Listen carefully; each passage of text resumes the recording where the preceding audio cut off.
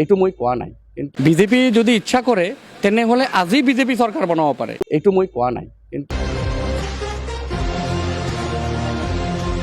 खावलायदों बिथाङा बे सरकार बायनाय सिफायनाय बेफोरखौ जेबो खर' सानांगौ गैया, बे बिथांनि आवथायावबो फैया। जिहेतु जोङो जोंनि जे भारतीय जनता पार्टीनि सेन्ट्रेल लिडारशिपजोंहाय बिराद मोजां सोमोन्दोआव दङ, जोंनि स्टेट लिडारशिपजों जोबोद मोजां सोमोन्दोआव दङ, जोंनि आसामनि मानगोनां गिबि मन्त्रि डक्टर हेमन्त बिश्व शर्मा बिथांजों मोजां सोमोन्दोआव दङ।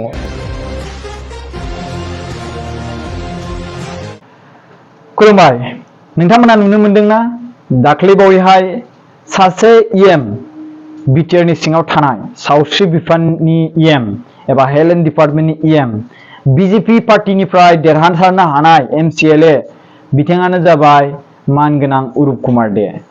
তেনেহ'লে বিজেপিয়ে চৰকাৰ বনাব পাৰে, কিন্তু মই সেইটো কোৱা নাই যে মিত্ৰতা ভাঙি যাব। আপোনালোকে চাব সেই নিউজ চেনেলটোত বা সেই সংবাদটোত আপোনালোকে শুনিব যে মই সেই কথাটো কোৱা নাই যে মিত্ৰতা ভংগ হৈ যাব।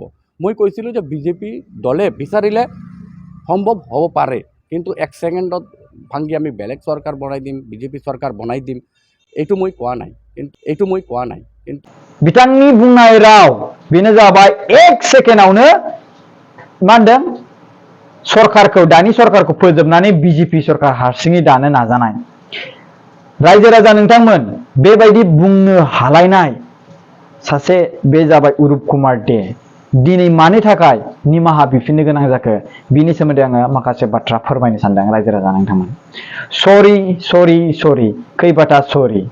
आरो लोगोसे प्रेस मिट, आं बेबायदि माब्लाबाबो एलायन्स सरकारखौ फोजोबनो बा मानि थाखाय आं बे बाथ्राखौ बुङाखै। मानि थाखाय बुंनो गोनां जादों आं बे बाथ्राखौ नोंथांनि सायाव फोरमायगोन रायजो राजा नोंथांमोन। दिनै थांनाय समाव उदालगुरि जिल्लायाव बिथाङा भिजिट खालामहैदोंमोन आरो बेवहायनो बिथाङा बुंदोंमोन कि एक सेकेन्डआवनो UPPL सरकारखौ फोजोबनानै गावसोरो हारसिङै बिजेपि सरकार दानो नाजानाय। बिनि सायावहाय बुंदोंमोन मानगोनां जोंहा राजु नार्जारी सार, बेनो जाबाय UPPL नि GS, मानगोनां प्रमद बर' सार जोंनि BTR नि चिफ। बिथांमोननि रावा बिथांनि जे बिखा बिख्लो थब्लं थांजोब्बाय, जायनि जाहोनाव बिथाङा दिनै सरि बुंनो गोनां जादों रायजो राजा नोंथांमोन। रायजो राजा जोंनि बर' हारिनि नोंथांमोन, दिनै नोंथांमोना बे बाथ्राखौ खोनायोब्ला गोसोआ गोग्गानाय मोनगोन। रावबो कंग्रेस, रावबो बिजेपि दिनै UPPL खौ नाङा बुंनो हाया। बे बाथ्राखौ दिनै रोखायै बेयाव फोरमानखौ नुनो मोनदों रायजो राजाफोर। दिनै बिजेपिया बिथां अरुप कुमार देजों सापर्ट जानांगौमोन, नाथाय अरुप कुमार देखौसो फैगोन समाव टिकेटखौनो मोनगोन ना मोनला बेखौ मोनसे सन्देह जानायखौ मोननो थांगासिनो दं रायजो राजाफोर बिजेपि पार्टीनिफ्राय। मानो होनोब्ला एलायन्सनि जि मोनसे इन्डियानि जि मोनसे मा होनदों मित्रता, बिनि रेसपेक्टखौ लानो रोङाखै अरुप कुमार दे बिथाङा। हारसिङैनो गोब्रामलाबायनानै माखासे सानस'नो हायैयाव बाथ्रा बुंबाय बिथाङा, जायनि जाहोनाव दिनै बिथाङा सरि बिनांगासिनो दं। बिथांनि बुंनाय बाथ्राखौ लानानै एसेबां बाथ्रा बुंनो हायोमोन, नाथाय अब्लाबो मानगोनां राजु नार्जारी सारा बेखौ बुंदोंमोन, सरकार सिफायै बेबायदिखौ नोङो बुङालासिनो बेथ' UPPL नि हाइकामान्ड आरो लोगोसे बिजेपि नि हाइकामान्ड, बेनि गेजेरजोंसो जागोन। नोंथाङाथ' सासे MCLA EM हिसाबै खामानि मावनो मोन्थाय मोनदों, डिपार्टमेन्टनिफ्राय मोन्थाय मोनदों, नोंसिनि हाइकामान्डनिफ्राय सायख'नानै नोंथांखौ अननाय होदों। बे हिसाबै EM बिफानखौ नोंथाङा जे मोनसे सावस्रि बिफाननि दायित्वखौ मोनदों, एसेबां मोजां जोंनि BTR ओनसोलावहाय खामानि मावनो जोंनि बेसेबां रायजो राजाफ्रा देहायारि लोमजानाय साजानाय दंसोगारो, बिसोरनि थाखाय खामानि मावनो गोबां चान्स मोनदों। बेफोरनो एसे बेस्थ' थानांगौ। सरकार बायनाय मानाय बिनि सायावहाय बाथ्रा बाहायनानै नोंथाङा गावनि ओरैनो मान सन्मानखौ मानो लस खालामना लादों? नैबे बाथ्राखौ मानगोनां राजु नार्जारी सारा बुंदों। आरो बे बाथ्राखौ बुंदों जे UPPL आ सरकार बायगोन, बिजेपिआ सरकार बायगोन, बे UPPL नि हाइकामान्ड आरो बिजेपि नि हाइकामान्डजों सावरायनाय जागोन फैगोन समावहाय, बे बाथ्राखौ बुंदों। आरो लोगोसे नैबे बाथ्राखौ बुंबावदों जे बिथांनि जि बाथ्रा बुंनाय जोंनि मित्रता एलायन्स सरकाराव गोबां दुखुनांथाव बाथ्रा, बे बाथ्राखौ UPPL पार्टीनिफ्राय गोजौ लेभेलसिम दैथायहरदों, जायनि जाहोनाव दिनै अरुप कुमार देनिसिम खबर फैदों दिनै बिथाङा सरि बुंनांगासिनो दं। UPPL आरो BJP सरकार दानायनि खारनाबो गोबां रहस्य दं रायजो राजा नोंथांमोन। जायनि जाहोनाव BTR रेकर्डखौ इमप्लिमेन्ट खालामा आंनि दायित्व नङा होननानै मा होनदों हाग्रामा महिलारि बिथाङा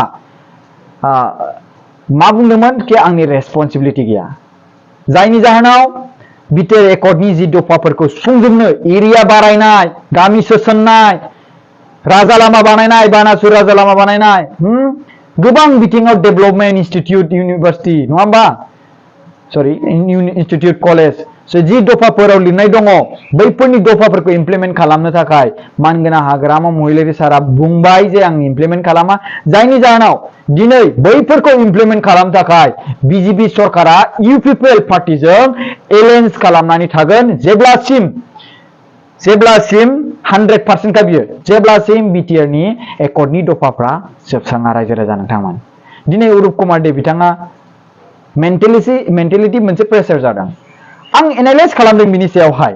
बे एनालाइसिसा जाहैबाय दाख्लै बावहाय मोनसे एसेम्ब्लियावहाय बिथांनाव कुइसन खालामदोंमोन।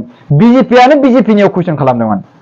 BJP पार्टिनि सोद्रोमायानो BJPनियाव कुइसन खालामदोंमोन। जायनि जाहोनाव मानगोनां अरुप कुमार दे बिथाङा गावनिनो कलिग्स गावनिनो BJP पार्टिनि सोद्रोमाखौ नों ओरैबायदि पार्टिनिफ्रायसो फैनाय होननानै बुंदों। गावनाव मोनसे कुइसन सोंदों, सोंथि सोंदों। बै सोंथि सोंनायनि फिननायखौ होनो नागारै बिथाङा गावनि कलिग्स एबा गावनि BJP पार्टिनिनो सासे सोद्रोमाखौ लाजि फोनांदों रायजो राजाफोर।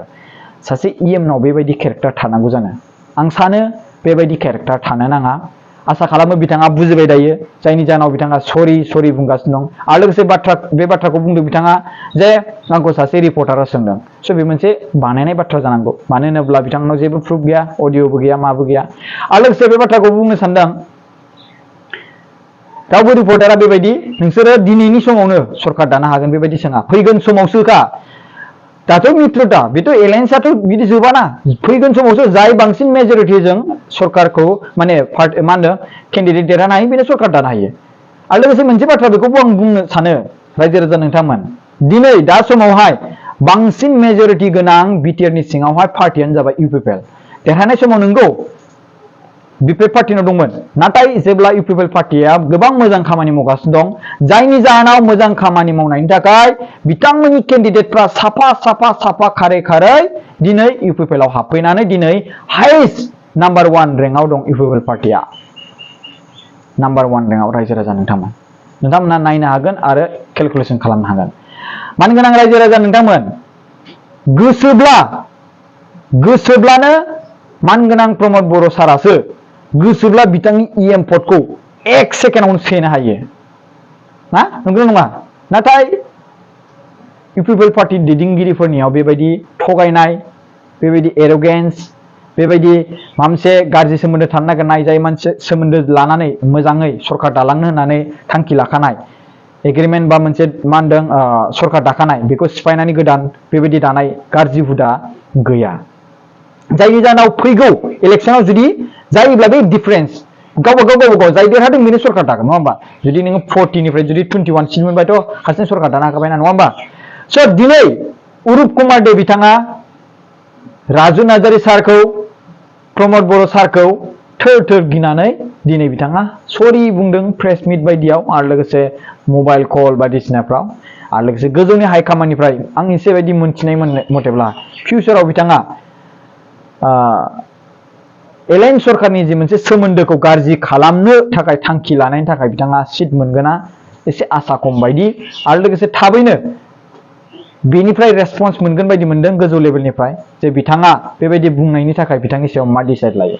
स' बिथाङा दिनै सरि बिनांगासिनो दं। जुदि गोजौनिफ्राय नोंसोरो मा खालामनो गोसोबानो बेखौ नङा होमबा। स' दिनै अरुप कुमार दे बिथाङा बुंनानै गावनो खुद जामब्रुबाय आरो लोगोसे मालाबाबो रायजो राजाफ्रा साननो नाङा जे ओरैबायदि बुंनोथ' बयबो हायो बे हारा गैयै सालायखौ फिदिंनो बयबो हायो। नाथाय बुंनायनि उनावहाय जे सरि निमाहा बिनांनाय जानाङो नङा होमबा रायजो राजा नोंथांमोन। थेंक इउ सो माच खुलुमबाय। Thank you.